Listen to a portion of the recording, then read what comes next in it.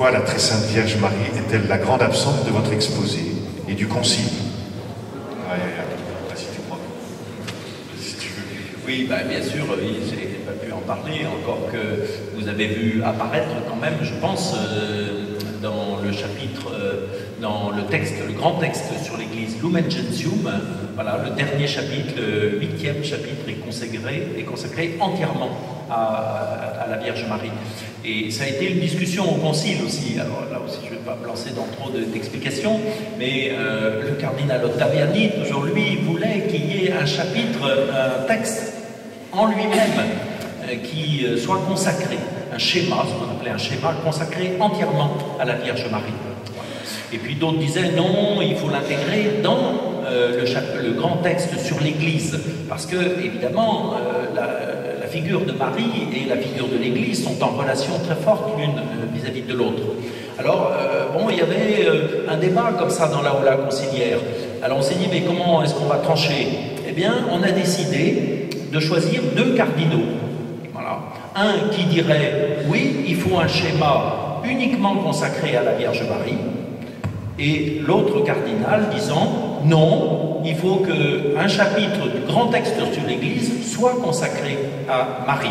Ils vont intégrer ce texte dans le grand texte sur l'Église. Et on a fait voter, donc les deux cardinaux ont exposé leur thèse, comme ça, et on a fait ensuite voter l'Assemblée, et l'Assemblée a décidé de ne pas consacrer un schéma entier à Marie, mais au contraire de d'écrire un chapitre, le dernier, et vous savez que c'est la tradition de toutes les encycliques des papes, de terminer justement par l'évocation de Marie, figure de l'Église, mère de l'Église. Voilà. Et Paul VI, évidemment, a aussi beaucoup insisté sur cette figure de Marie, et il a même proclamé, à la fin de la 3e session, Marie, mère de l'Église, voilà, alors que ça n'était pas entré dans la discussion proprement dite du Concile. Alors il y a un petit côté poil à gratter que tu as développé, tu sais. J'ai trouvé que votre ton un peu sarcastique vis-à-vis des tenants de la tradition, pas très simple à entendre bien. Vous vous êtes moqué du catéchisme du diocèse de Nantes. La foi n'est-elle plus la même avant et après le concile? Hors de l'Église, point de salut. Et maintenant, hors du concile, point de salut. Pourtant, Vatican II n'a condamné personne. Oui, ça fait partie du style de Vatican II aussi. Vatican II n'a pas, contrairement aux autres conciles, a changé de thématique, a changé de style. Ce que j'ai essayé brièvement d'exposer, en particulier avec la thèse de O'Malley, qui dit effectivement que les anciens conciles étaient plutôt des conciles qui avaient un style, je dirais presque judiciaire, c'est-à-dire c'était procédé par des canons, ce qu'on appelait des canons, c'est-à-dire des sentences, et on disait celui qui ne croit pas à ceci et à cela, qu'il soit anathème. Celui qui ne reconnaît pas, qu'il soit anathème. Et c'était un ensemble comme ça, de délibération. Voilà. Et vous voyez bien que le style de Vatican II est complètement différent. Voilà, et donc je crois qu'il y a eu... Non, bien sûr, on est toujours partagé entre qu'est-ce que l'on reçoit, qu'est-ce que l'on transmet, est-ce que l'on a respecté la tradition de l'Église. Je crois que la tradition de l'Église, elle a été pleinement respectée. Effectivement, c'est comment est-ce que l'Église se retourne vers le Seigneur, appelle véritablement dans la prière, part de la prière était très importante au Concile, l'Esprit Saint pour l'éclairer et pour essayer de traduire au mieux le message de l'Évangile. Alors je crois pas que je me sois moqué du catéchisme de l'usage du diocèse de France. Je pense que beaucoup d'entre nous ont commencé à faire leur premier pas dans la vie chrétienne avec ce catéchisme, mais il faut quand même reconnaître que les définitions qui étaient posées dans ce catéchisme, et en particulier sur l'Église, n'étaient pas particulièrement ajustées. L'Église n'est pas une société gouvernée par le pape. Ça ne peut pas être. Voilà. L'Église, c'est véritablement le peuple de Dieu, l'ensemble de tous les chrétiens qui confessent leur foi au Seigneur. Et donc, c'est le peuple conduit par le pasteur, Jésus-Christ.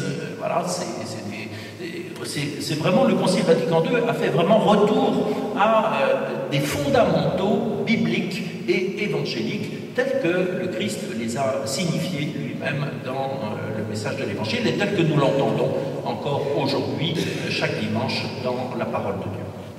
Voilà, il y a une question aussi sur l'importance de la tradition. Alors, comment le Vatican II a repris non seulement les sources de l'Évangile, mais aussi a pu s'appuyer davantage sur la tradition de l'Église, sur toute l'histoire de l'Église et sa richesse. Et ce n'est pas tout à fait à confondre avec quelque chose de l'ordre du traditionnalisme. Est-ce que tu peux dire comment on a remis en valeur les pères de l'Église, les premiers enseignements?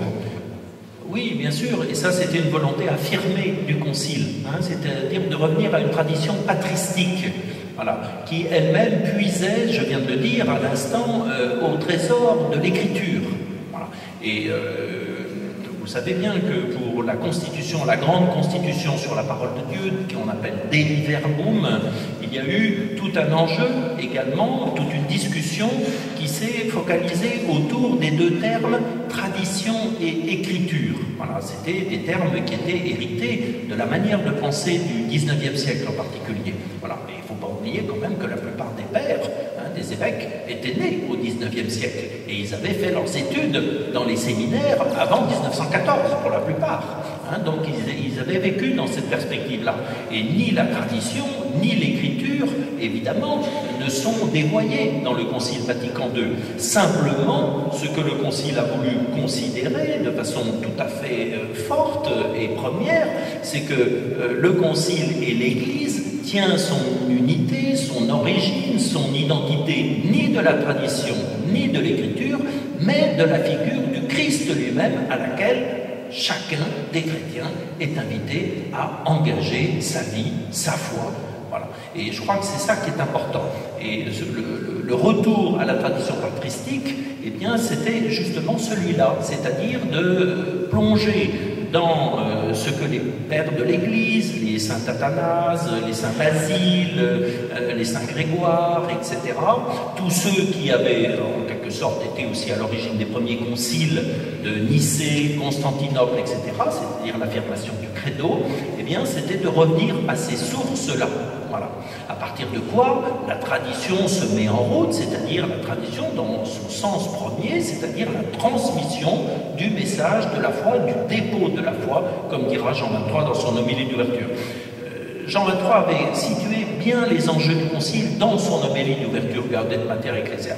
Il dira, on ne va pas revenir indéfiniment sur les articulations de la foi chrétienne qui ont déjà été développées pendant tous les siècles précédents.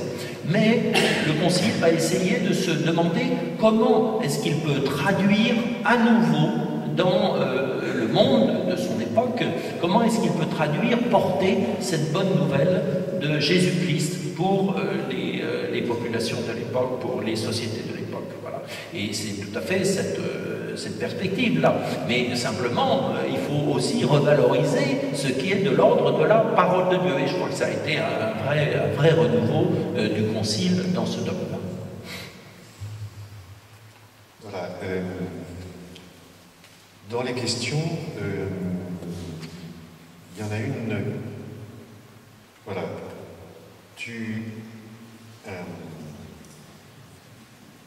Énormément de questions. Énormément de questions. Si c'était... tu as insisté sur les... Voilà, vous avez présenté en 5 points quelques lignes de force du Concile et ses nouveautés. Quelles sont d'après vous les limites, les actes manqués, les manques de ce Concile? Il y a tout ce qui n'a pas été écrit d'abord. Ça viendra peut-être. Oui, c'est évident qu'il y a des textes, si vous voulez, quand vous reprenez la chronologie, par exemple, des textes. Première session, aucun texte n'a été voté. Deuxième session, 2 textes ont été votés. Troisième session, 3 textes ont été votés. Alors vous allez me dire, à ce rythme-là, on y sera encore. Oui. Voilà. Donc sur les 3 premières sessions, il n'y a eu que 5 textes votés. Et il restait à en voter 11. Voilà. Et les 11 suivants ont été votés durant la 4e session. Donc vous voyez bien, alors bien sûr les 11 textes, ils avaient été préparés par les discussions pendant les sessions précédentes, et puis pendant toutes les périodes également des intersessions, où il y avait, comme je l'ai dit au début, du travail qui se faisait. Bon. Mais évidemment, un certain nombre de textes, eh bien, on trouve, évidemment, on porte la marque, si vous voulez, d'un certain inachèvement, où le texte de Gaudium et Spes, qui est donc relatif au regard que l'Église porte sur le monde, évidemment, il est très dépendant de la situation du monde de l'époque.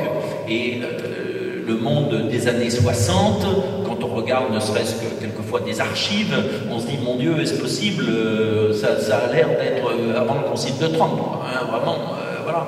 Donc, évidemment, les choses changent, donc il y a des choses qui sont un peu obsolètes, qui sont un peu datées, c'est vrai.